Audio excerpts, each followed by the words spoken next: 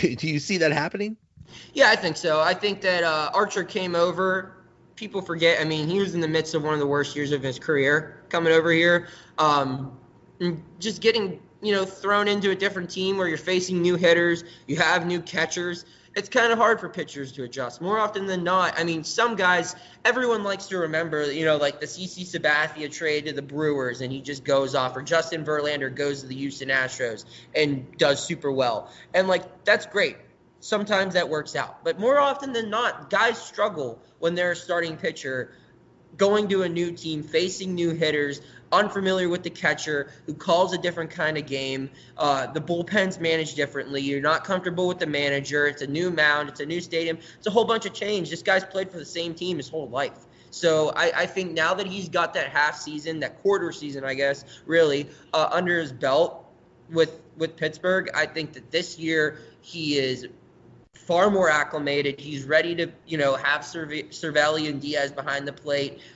He's, integrated into Searage's system, and I think that they're going to be able to use him as a weapon, the weapon that he is, which is a guy who can go deep into ball games and a guy who can strike batters out. Two things that they really didn't have much of aside from Tyone last year. They had guys who could get outs, and they had guys who could, limit runs, but they didn't have someone aside from Tyone and maybe Musgrove that could go deep into ball games and rack up a lot of strikeouts. That's something that I think he can provide when he's at his best. Now, Trevor Williams was a pleasant surprise last year, but the projections I'm seeing this year have him not doing so well. Do you think he'll do as well as last year? I mean, he's not going to do as well as he did in the second half of last year. He statistically had one of the best seasons ever in the second half of the season. Yeah, that was insane. Year. He's not going to have an ERA under 2. I could say that. I mean, I hope I'm wrong. That'd be awesome. I mean, Trevor's a cool dude, but I think Trevor Williams is a very good pitcher, and people don't understand why, because he's not 6'5". He doesn't throw 100 miles an hour, and he doesn't have lethal breaking stuff. He's just a smart, good pitcher. He's a above average 3 starter in the major leagues, if you ask me, and he's someone that will get you 6 innings. He will get you into the 6th inning every time, and there will be less than 3 runs on the scoreboard when he does so, more often than not. And that's what you can ask for. I think Trevor Williams, it's completely acceptable or to believe that he can deliver you a year with 10-plus wins and an ERA under 3. And if he can do that, then that's all you want. Maybe not an ERA under 3, but an ERA under 3.50. Just, he's not going to have as good of a year as last year, but he's not going to suck like some of these projections are saying. They just think that last year was a fluke, when in reality, if you look at the second half of his season from 2 years ago, the second half of the 2017 season, he was very good there too. I think he just takes a while to get moving, and once he gets moving and he gets into a groove, he's ready to go. Mid-season form. It actually takes half a season for him to get to mid-season form. Once he reaches that, he's a good pitcher. I think Trevor's going to be fine. Okay. So what do you think, how do you think the Pirates will finish wins-wise, and how do you think they'll finish in the NL Central? I see this team as a little bit better than last year. I don't think they're a playoff team unless if things go horribly wrong for some. I do predict one team having a pretty bad year this year. It's actually, I think the Chicago Cubs are going to finish beneath the Pirates in the standings. Wow.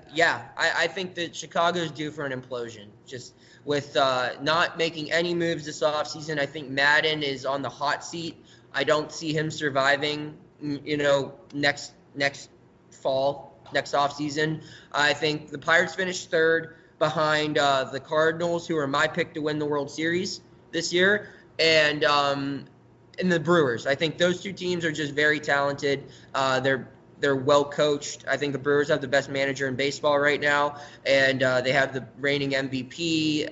I don't know if their pitching is great, but I think they can overcome that with all the offense that they have in the ballpark that they play in. And like I said, I think the Cardinals are going to win the World Series. So those 2 teams make the playoffs. I think the Pirates finish with around 84, 85 wins, which, like I said, it's a couple game improvement from last year. I think we see some guys take steps up, but overall, I don't think they have enough talent to sneak into October.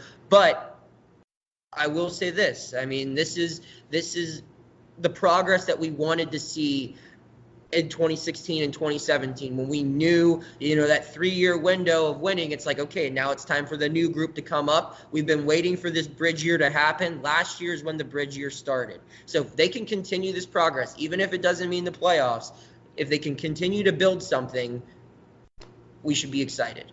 So, do you see anyone coming from the minors? Do you think Keller will come up this year? yeah, I do. I think that, it's super rare. What is it, like 2017? They only had 6 different players start a game, start six or Yeah. 6 different pitchers. That's like crazy rare, crazy rare.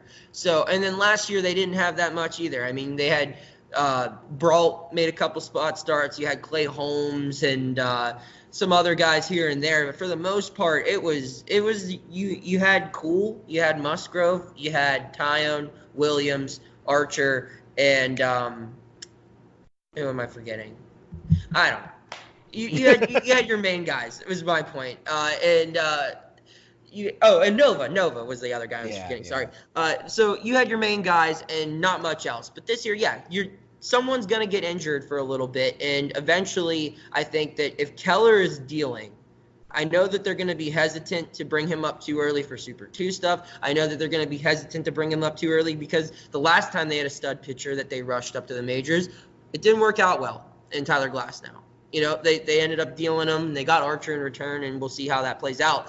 But they don't want to kind of ruin this guy before he's ready. And I think Keller should be ready this year. I at least hope he would be. And I'm excited to see him pitch. This is a big prospect you add him to the 4 that we have now, I think you're talking the best rotation in the major leagues. And if he can live up to his big hype. So that would be exciting. I would be very, very excited to see Ke'Bryan Hayes. I think Ke'Bryan Hayes should be the starting third baseman for this team now. I think if it was a different organization like the Houston Astros or the Atlanta Braves or someone who just the Washington Nationals who just doesn't care and doesn't overthink it and just lets the young kids go out there and play, this guy would be our starting third baseman. You'd have Jung Ho at second base and Frazier in right field right now, and we'd be ready to rock and roll. But that's not how it works. I hope to see Ke'Bryan. I think Ke'Bryan's going to be one of the best defensive players the Pirates have had in my lifetime. Awesome. Well, thank you so much, Noah. Noah Hiles, Pirates pre and post game producer for 93.7 The Fan and co-host of River Blast Radio podcast. Hey, thanks a lot, man. Hey, no problem. I appreciate you having me on and getting ready for the Pirates season. I hope to see everyone out at the ballpark this year. All right, I'll see you. All right, take care. Thanks for listening. We'll be back tomorrow with another episode. We'll be catching up on the Penguins with Dan Kongursky from Pittsburgh Hockey Now. Then we bring back our fantasy draft thing, do another Saturday Night Live episode, this one with specific Saturday Night Live players, so that should be interesting. Thanks again to Noah Hiles. Talk to you later. Another episode is in the bag.